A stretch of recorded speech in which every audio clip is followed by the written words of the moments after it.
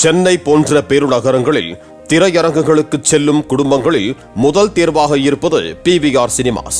நல்ல தரமான இருக்கை, சுகாதாரமான ஒப்பனை அறை, சிறந்த ஒலி ஒளி அமைப்பு என்ற பெயரை பெற்றிருப்பதால் ரசிகர்கள் PVR செல்ல ஆர்வம் காட்டுகின்றனர். அதே நேரத்தில் அங்கு படம் பார்க்க செல்வோருக்கு டிக்கெட் கட்டணத்தை விட அதிக விலைக்கு பாப்கார்ன் மற்றும் குடிநீர் விற்கப்படுவதாக ஏராளமான ரசிகர்கள் குற்றம் சாட்டிய நிலையில் தமிழ் படங்களை திட்டமிட்டு புறக்கணிப்பதாக புகாருக்கு உள்ளாகியிருக்கிறது PVR. இந்த நிலையில் ஈழத் தமிழர்களின் வலியை வரலாற்று தடம் மாறாமல் கூறியிருப்பதாக சொல்லப்படும் சல்லியர்கள் திரைப்படத்தை திரையிட PVR மறுத்துவிட்டதாக கூறி தமிழ் உணர்வாளர்கள் கடும் கண்டனங்களை சமூக வலைதளங்களில் பதிவிட்டு வருகிறார்கள். சல்லியர்கள் திரைப்படத்திற்கு திட்டமிட்டே திரைகள் தராமல் வஞ்சித்து விட்டதாகவும் தயாரிப்பாளர் சுரேஷ் காமாட்சி குற்றம் சாட்டியதோடு படத்தை OTTயில் வெளியிட்டிருக்கிறார். தவறான படம் இல்ல, இந்த படத்துக்கு தியேட்டர் கொடுக்கறதுக்கு தகுதி இல்லாத படம் நீங்க சொன்னீங்கன்னா நான் அதை ஒத்துக்கு நான் போயிடுவேன். இதுக்கு ஒரு ஸ்கிரீன் கூட கொடுக்க முடியாத அளவுக்கு தகுதி இல்லாத படமா இந்த படம்? என்ன அடிப்படையில் நீங்க தியேட்டர் பிடிக்கிறீங்க? இந்த வாரம் அப்படி நீங்க புக் மைஸ் ஓபன் பண்ணி பாருங்க, நீங்க பத்திரிகையாளர்களே நீங்க பாருங்க. அப்படி என்ன எல்லா படம் ஃபுல்லா போயிட்டு இருக்கு? எத்தனை சொல்ல எல்லா படம் போயிட்டு ஃபுல்லா போயிட்டு இருக்கு. அப்ப நீ திட்டமிட்டு நீ இந்த படத்தை போடக்கூடாது, நீ நிராகரிக்கிற. ஆனா இதே படத்தை நாளைக்கு காலையில நான் OTTல பிரீமியர் பண்ணுவேன்.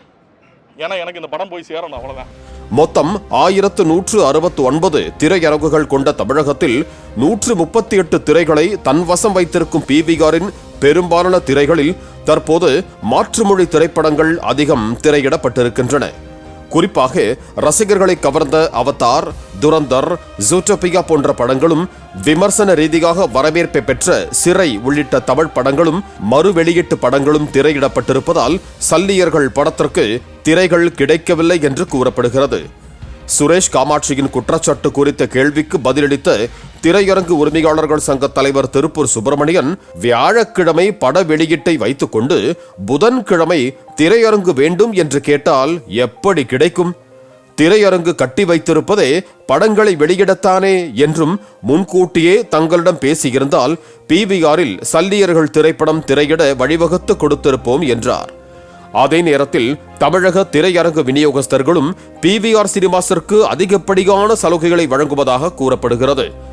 ஜனநாயகன் திரைப்படத்தை தமிழகம் முழுவதும் 4 விநியோகஸ்தர்கள் வெளியிடும் நிலையில் நெல்லை ராம்முத்துராம் திரையரங்கில் வசூலாகும் பணத்தை 20% திரையரங்கு உரிமையாளரும் 80% விநியோகஸ்தரும் பகிர்ந்து கொள்ள வேண்டும் என்று ஒப்பந்தம் போடப்பட்டிருக்கும் நிலையில் PVR திரையரங்கில் வசூலாகும் பணத்தில் 45% திரையரங்கிற்கும் 55% மட்டுமே விநியோகஸ்தருக்கும் கிடைக்கும் வகையில் ஒப்பந்தம் போடப்பட்டுள்ளது. கோவையில் உள்ள திரையரங்குகள் 75% வரை தருவதற்கு ஒப்புக்கொண்ட நிலையிலும் 80% பங்கு வேண்டும் என்று ஜனநாயகன் விநியோகஸ்தர்கள் அடம் பிடிப்பதாக திரையரங்கு உரிமையாளர்கள் தெரிவித்தனர். ஜனநாயகன் விநியோகஸ்தர்களின் பங்கீட்டு பிடிவாதத்தால் பொங்கல் மற்றும் அதனை ஒட்டிய விடுமுறை நாட்களில் அதிக திரையரங்குகளில் பராசக்தி படம் திரையிடக்கூடிய வாய்ப்பு உருவாகியுள்ளதாக தகவல் வெளியாகி உள்ளது. அதே நேரத்தில் PVRக்கு வழங்கப்படும் படங்களுக்கான பங்குத் தொகை ஒவ்வொரு வார இறுதியில் விநியோகஸ்தர்கள் மூலம் தயாரிப்பாளரின் கைகளுக்கு சென்றுவிடும் என்றும் மற்ற திரையரங்குகளில் இருந்து பங்குத் தொகை தாமதமாகவே வழங்கப்படும் என்பதால் தயாரிப்பாளர்கள் PVRஐ அதிகம் விரும்புவதாகவும் கூறப்படுகிறது.